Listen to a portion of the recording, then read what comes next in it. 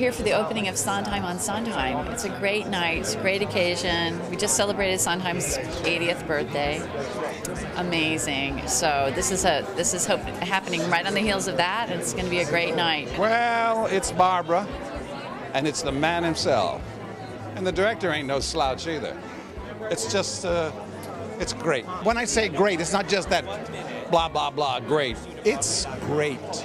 America owes him a tremendous debt. He is a poet of distinguished proportions. He has repeatedly gifted this nation and our musical stage. Barbara Cook has always been a hero of mine, heroine. And I've just used to come in from college to see her, and she loves me, and Music Man, and I just can't get enough of her. So I'm thrilled to be here tonight. What can I say about Barbara Cook? I mean, she's an icon, you know. I mean, she's just unbelievable. I also happen to have had a very small scene with Vanessa Williams on Ugly Betty recently, so she's my new buddy. I'm just looking forward to sitting back and enjoying wonderful singers singing the most beautiful music in the world. To be able to watch this evolution of Stephen Sondheim, this progression, and where he's started and where he has taken it to is really an amazing thing, and I know that's what we'll get to see a lot of that tonight.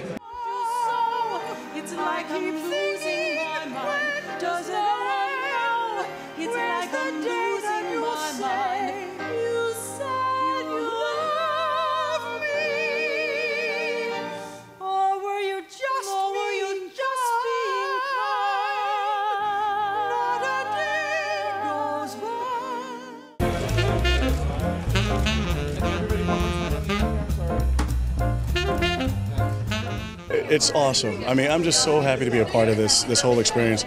When I first heard that Barbara Cook, Tom Wopat, and Vanessa Williams were going to be in it, I'm like, wow, you know, I get to be with them. I could be standing in the back holding a spear, and I'm fine with that. I'm so fortunate to still be to be one of the people who's still doing this with all those people I started with. You know, there's so few of us who are still performing, and I feel so fortunate. Oh my God, you know, what did I ever do to deserve this?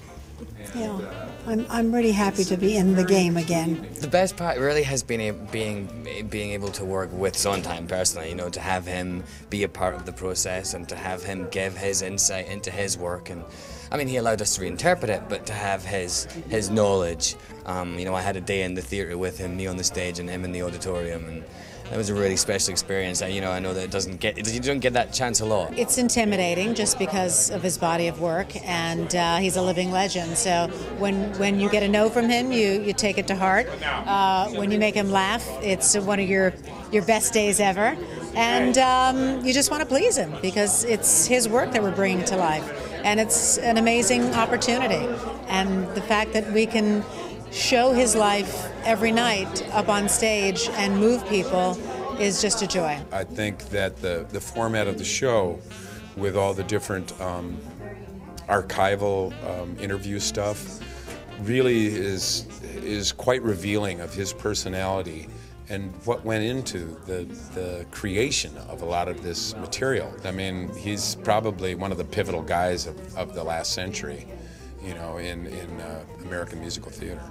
He's actually really the star of this one, and I think people will be surprised. He's throughout it, and he is the connective tissue, you know, that makes the piece really work. And he's really funny, and he's really charming, and you know, he's very candid. And I mean, I don't think there's anything else like this that I know.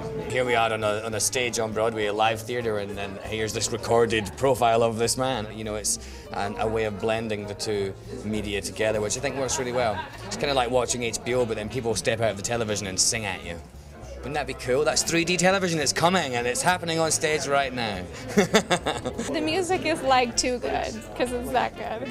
I mean, it's amazing. As you know, as a singer and as an actor, it's like a dream to be able to sing this stuff every night. So, I mean, it's the best. There's a whole lifetime of material.